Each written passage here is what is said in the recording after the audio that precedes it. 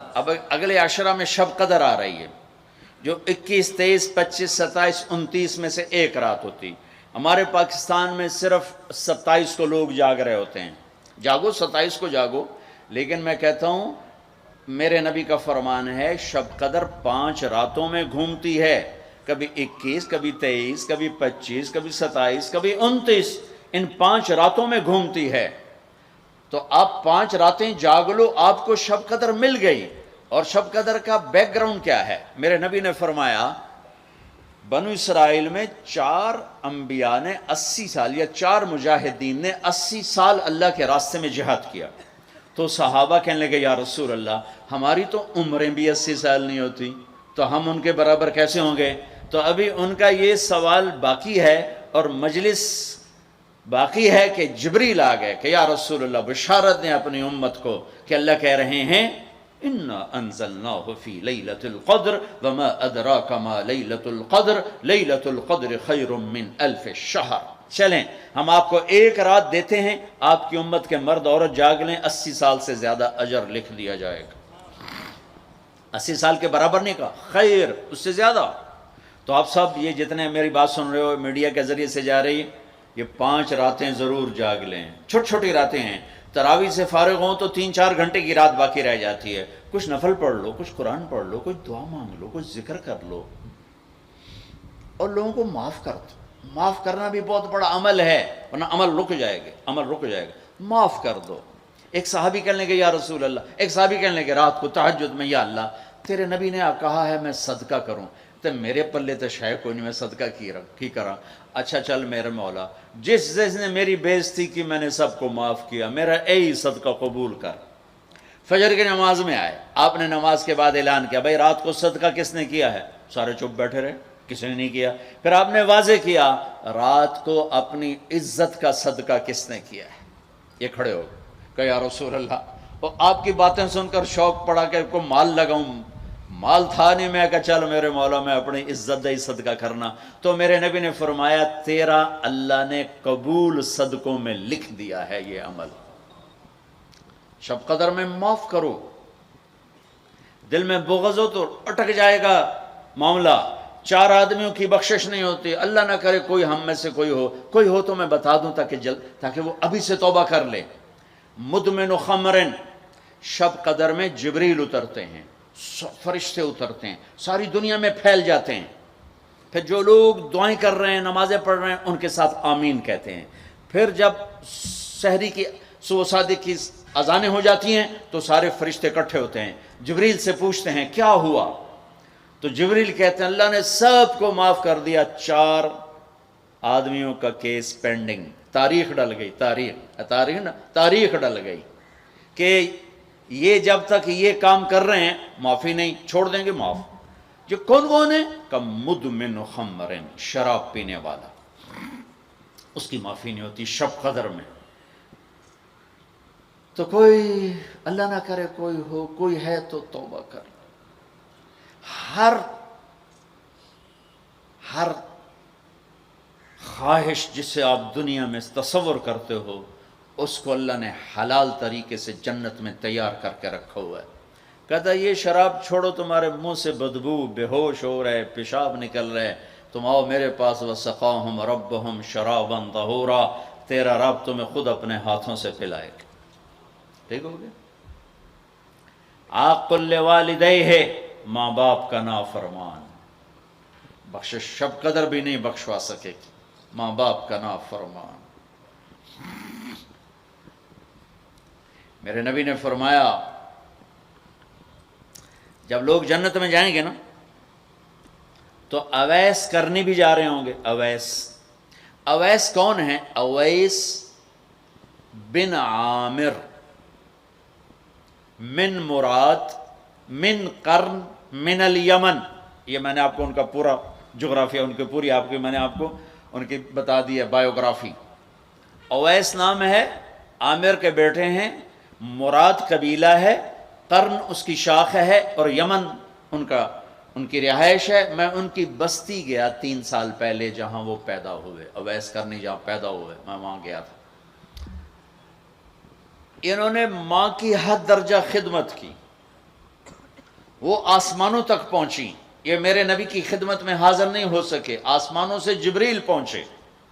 اب جبریل کی بات کو میرے نبی کیا کس طرح، چونکہ اللہ کے نبی دیکھ رہے تھے کہ آئندہ آنے والی نسلیں ماؤں کے ساتھ کیا کریں گی۔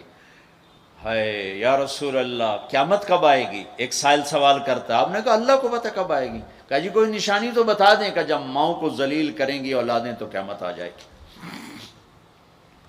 عمر، علی، دو عظیم ہستیوں سے کہا جا رہا ہے تمہارے دور میں ایک شخص آئے گا، اس کا نام ہوگا اویس بن عامر، درمیانہ قد، رنگ کالا، ایک سفید داغ جسم پر، جیسے آنکھوں سے دیکھ ہی رہے ہوں گے، آنکھوں سے اللہ نے پردے ہٹا دیے ہوں گے، تو آئے گا، اور جب وہ آئے تو تم دونوں نے اس سے دعا کروانی۔ اللہ کی قسم حضرت عمر اور حضرت علی کو اویس کی دعا کی ضرورت نہیں تھی، یہ آپ کو پیغام پہنچانے کے لیے ہے کہ ماں کا کیا مقام ہے۔ تو وہ حضرت عمر حیران ہو کے دیکھنے لگے کہ یہ کیا کی جاندے نے ایسی دعا کروا، صحابی کو تو کوئی پہنچ نہیں سکتا، پھر صحابی بھی عمر اور علی جیسا۔ آپ نے کہا عمر، علی۔ اویس نے ماں کی خدمت کر کے اللہ کو اس طرح خوش کر دیا ہے، جب وہ ہاتھ اٹھاتا ہے اللہ کبھی خالی نہیں لوٹاتا۔ حضرت عمر ہر سال حج میں جاتے، 10 سال خلیفہ، 10 سال حج کی، کوئی اویس پتہ نہیں چلتا۔ ایک دن سارے حاجی لائن حاضر کر لیے، تھوڑے سے تو آتے تھے، بھائی کھڑے ہو جاؤ، ہاں بھائی سب بیٹھ جاؤ، یمن والے کھڑے رہو، تھوڑے ہو گئے، ہاں بھائی یمن والے سارے بیٹھ جاؤ، صرف مراد قبیلہ کھڑا رہے، پھر بالکل تھوڑے ہو گئے، ہاں بھائی مراد والے سارے بیٹھ جاؤ، صرف مراد کی سب کاسٹ، شاخ، قرن، تو ایک آدمی بچا۔ اچھا تم قرنی ہو؟ کہا جی۔ اویس کو جانتے ہو؟ کہا جی جانتا ہوں، میرے بھائی کا بیٹا ہے، بھتیجا سگا، لیکن وہ تھوڑا ہلے ہوئے ہے، تجھے کیوں پوچھ دے ہو؟ اب تمہیں فرمایا میں تو ہلے ہوئے لگتا پہ ہیں، کدھر ہے؟ کہا جی آیا ہوا ہے۔ کہاں گیا ہے؟ کہا جی وہ ادھر گیا ہے عرفات اونٹ چرانے، آپ علی کو ساتھ لیا اور عرفات کی دوڑ لگا دی۔ وہاں پہنچے تو دیکھا اویس کرنی درخت کے نیچے نماز پڑھ رہے اور اونٹ چاروں طرف چر رہے، یہ آ کے بیٹھ گئے۔ انہوں نے محسوس کیا 2 آدمی آگے تو نماز مختصر کر دی، سلام پھیرا۔ حضرت عمر نے پوچھا کون ہو بھائی؟ کہا جی میں مزدور ہوں، اور کون؟ اسے نہیں خبر یہ کون ہے۔ تیرا نام کیا ہے؟ کہا میرا نام اللہ کا بندہ۔ حضرت عمر کہنے لگے سارے ہی اللہ کے بندے، تیری ماں نے تیرا نام کیا رکھا ہے؟ کہا بابا تو کون ہے میرا انٹرویو کرنے والا؟ ان کو عجیب سا لگا نا۔ تو حضرت علی نے کہا اویس یہ امیر المومنین ہے عمر بن خطاب، اور میں ہوں علی بن ابی طالب۔ پھر تو اویس کانپنے لگے، کہا جی میں معافی چاہتا ہوں، بہت معافی چاہتا ہوں، میں تو آپ کو پہچانتا نہیں تھا، میں تو پہلی دفعہ آیا ہوں۔ حضرت عمر نے فرمایا تو یا نا اویس؟ کہا جی میں اویس ہوں۔ کہا ہاتھ اٹھا ہمارے لیے دعا کر۔ وہ رونے لگے، کہ میں دعا کروں؟ تسی سردار، میں نوکر تہاڈا، میں دعا کروں؟ کہاں، اللہ کے نبی نے فرمایا تھا عمر اور علی جیسی ہستیوں کے لیے اویس کے ہاتھ اٹھوائے گئے۔ پیچھے جہاد نہیں ہے، تبلیغ نہیں ہے، تصوف نہیں ہے، پیچھے ماں کی خدمت ہے۔ اب وہ حدیث سناتا ہوں جو پہلے سنا رہا تھا۔ آپ نے فرمایا لوگ جائیں گے جنت کی طرف، اویس بھی چلیں گے۔ جب جنت کے دروازے پر پہنچیں گے تو اللہ تعالیٰ فرمائیں گے باقیوں کو جانے دو، اویس کو روک لو۔ تو اویس پریشان، اے اللہ، میں نے بو احتیاط کیوں روک لیا، یہ کیا ہوا؟ اللہ تعالیٰ فرمائیں گے یہ پیچھے دیکھو، پیچھے دیکھیں گے تو جہنمی کھڑے ہوں گے کروڑوں اربوں کی تعداد۔ تو میرا اللہ فرمائے گا اویس تیری ایک نیکی نے مجھے بڑا خوش کیا ہے، ماں کی خدمت، تو انگلی کا اشارہ کر، جدھر جدھر تیری انگلی پھرتی جائے گی نا سب کو تیری طفیل جنت میں ڈال دوں گا۔ ہوئی یہ وہ ماں ہے جو کراچی کے ہر گھر میں ذلیل ہو رہی ہے، اور پنجاب کے ہر گھر میں، سندھ بلوچستان، کوئی نصیبوں والی مائیں ہیں جن کو آنکھوں کی ٹھنڈک اولاد ملی ہے، ورنہ زہریلے سانپ ہیں۔ ابھی میں رائے گنج میں تھا تو ایک خاتون کا خط آیا اسلام آباد سے، لگتا تھا اس نے آنسوں سے لکھا تھا خط کہ مجھے میرے بیٹوں سے بچاؤ، مجھے میرے بیٹوں سے بچاؤ، یہ تباہ ہو جائیں، یہ غارت ہو جائیں۔ ماں یہ کہہ رہی ہو، تو کہاں تک انہوں نے ماں کو پہنچا دیا؟ ماں کا نافرمان، شراب پینے والا ماں کا نافرمان. بھائی کوئی ہے توبہ کر لے. ماں باپ دونوں، والدین دونوں. تیسرا رشتہ داروں سے لڑنے والا، بہنوں سے لڑا ہوا، بھائیوں سے لڑا ہوا، چاچوں سے لڑا ہوا، ماموں سے لڑا ہوا، بیوی سے لڑا ہوا، بیوی خامن سے لڑی ہوئی. جہاں رشتوں میں لڑائی ڈالنے والا ہے، جو عورت ہے یا مرد ہے، رشتوں میں لڑائی ڈالنے والا پینڈنگ ہو جائے گا، نہیں معاف ہوگا کہ تو میرے بندوں کو معاف نہیں کرتا، مجھ سے معافی مانگتا. بھائی بہنوں، کوئی کسی سے لڑا ہوا ہے تو اللہ کے واسطے رمضان کی محنت ضائع ہو جائے، شب قدر کا جاگنا ضائع ہو جائے، اس سے بہتر یہ ہے کہ ہم صلح کر لیں، معافی مانگ لیں، معاف کر دیں، سینے سے لگا لیں، درگزر کریں. میرے اللہ کو آپس کی نفرت. دیکھو، چوری ڈاکہ بڑے گناہ ہیں اور معاشرے میں انتہائی ذلیل سمجھے جاتے ہیں. اس سے زیادہ اللہ کی نظر میں انسان گرتا ہے جب اپنے دل میں بغض پالتا اور نفرت پالتا. کسی کو حقیر جاننا، کسی کو تانے دینا، کسی کو بولیاں مارنا. اس لیے میں گزارش کرتا ہوں آپس کے بغض ختم کرو، خاص طور پر خونی رشتوں کے بغض ختم کر کے گلے لگو، معاف. خامد اور بیوی، ان کی آپس کی لڑائی سارے خاندان کو تباہ کر دیتی، اور ہمارا سارا اس وقت خاندانی نظام ٹوٹا ہوا ہے، غصے بڑھے ہوئے ہیں، ہماری غذائیں گندی ہیں، غذا کا اثر پڑتا ہے، سموسے، پکوڑے، فاسٹ فوڈ. دیکھو یہ میں نے سانس لیا، پھر باہر نکالا، میں نے اندر کس کو لیا؟ آکسیجن. باہر کسے نکالا؟ کاربن ڈائی آکسائڈ. جب کاربن ڈائی آکسائڈ نہ نکلے تو آدمی مر جاتا ہے. کاربن ڈائی آکسائڈ رک جائے تو آدمی مر جاتا ہے.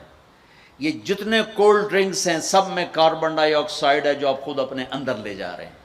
تو مزاجوں میں غصہ بڑھ رہا ہے، تیزابیت بڑھ رہی ہے. پھر جتنی فاسٹ فوڈز ہیں یہ سب مزاج گندا کر رہی ہیں. مزاج، اللہ کے واسطے چسکوں کے پیچھے نہ پڑو، نیچرل غذاؤں پہ آؤ. میرا اللہ نے کہا والتین والزیتون، مجھے قسم ہے زیتون کی اور انجیر کی. کتنا خوبصورت اور مفید پھلوں کی قسم اٹھائی اللہ تعالیٰ نے. اللہ نہیں کہہ سکتا تھا مجھے جلیبیوں کی قسم اور مجھے سموسے کی قسم، مجھے پکوڑے کی قسم، چنیوٹیاں دے کنے دی قسم. سارے جہان دے میدے برباد کر دیتے کنے کھوا. اللہ نے کتنی اچھی خوبصورت غذاؤں کی قسم اٹھائی ہے. اپنی غذائیں ٹھیک کرو، پھر اپنے رشتوں کو ٹھیک کرو، اپنی حدود قائم کرو. ساس سسر نے خامند اور بیوی کو برباد کیا ہوا ہے، اور خامند بیوی نے کہیں خود اپنی نادانی سے ایک دوسرے کو برباد کیا ہوا ہے، کہیں ماں باپ نے مل کر تربیت کے نام پر اولاد کو برباد کیا ہوا ہے. ماں باپ ہونے کا غلط فائدہ نہ اٹھاؤ، اپنی اولاد پہ اتنا جبر نہ کرو کہ وہ باغی ہو جائیں، اور تربیت کے نام پر ان پر سختی کرنے سے ریاکشن آئے گا. اپنے نبی کی سیرت پڑھو، یہ لمبا مضمون ہے، اب بیان کرنے میں صرف اشارے دے رہا ہوں کہ رشتے محبت سے قائم رہتے ہیں، رشتے محبت سے قائم ہوتے ہیں. اللہ کا فضل ہے، میں نے اللہ کے نبی کی زندگی کو پڑھا ہے، شوق سے پڑھا ہے، آپ کے گھر کو پڑھا ہے، آپ کے گھرانے کو پڑھا ہے، اہل البیت کو پڑھا ہے. لیکن میرا دعویٰ نہیں کہ میں نے سب کچھ پڑھا ہے، سب کچھ نہیں. جتنا میں نے پڑھا ہے کسی ایک جگہ میں نے نہیں دیکھا میرے نبی نے حسن حسین کو ڈانٹا ہو، یا ان کو بٹھا کے نصیحت، بچوں یہ نہیں کرنا، یہ کرنا ہے، یہ نہیں کرنا، یہ کرنا. پیار دیا. آج کا ماں باپ کیا کرتا ہے؟ 3 سال کا بچہ اسکول پھینک دیتے ہیں اور بچے کے دل میں اپنی نفرت پہلے دن سے بٹھا دیتے ہیں. 3 سال کے بچے کو اسکول نہیں چاہیے، ماں کی گود چاہیے. اور آج کی ماں یہ قربانی کرنے کے لیے تیار نہیں. وہ گھر میں بھی ہو تو اس کو ٹائم نہیں دیتے. انہوں کارٹون تے باہر چھڑ دی، وہ کارٹون ویکھ انہوں اماں بھی کارٹون نظر آمدی، انہوں ابا بھی کارٹون نظر آمدا ہے، انہوں ہر شاہ کارٹون نظر آمدی. یہ ماں باپ کا ظلم ہے اولاد کو کارٹونوں پہ بٹھانا. وہ ٹائم ہی نہیں دینے کے لیے تیار. رشتوں کو محبت سے زندہ کرو. چوتھا کون ہے؟ کینہ رکھنے والا. کینہ کسے کہتے ہیں؟ کینہ ایک ہے بغض، ایک ہے کینہ. بغض کیا ہے؟ کہ مجھے سہیل بھائی سے نفرت ہے، اس کو کہتے ہیں بغض. کینہ کیا ہے؟ کہ میں ان کو نقصان پہنچانا چاہتا ہوں. اب اس کو کہتے ہیں کینہ. ہمارے پنجاب میں کہتے ہیں کہ میری داڑ ہیٹھ آ جاوے مڑ ویکھیا جے میں کی کرنا. یہ ہمارے پنجاب کا محاورہ ہے. ایک باری میرا ہاتھ پون دے پھٹے منہ تہاڈی داڑ دا. میرا نبی کہتا کینہ ہوگا تو شب قدر میں بھی بخشش نہ ہوگی. تو میرے بھائی بہنوں، کسی کو نقصان پہنچانا، کسی کا بغض، رشتہ داروں سے قطع تعلق، ماں باپ کی نافرمانی، شراب کا پینا، یہ شب قدر کو بھی بے قیمت کر دیں گے. تو اب اگلا عشرہ شروع ہونے والا ہے.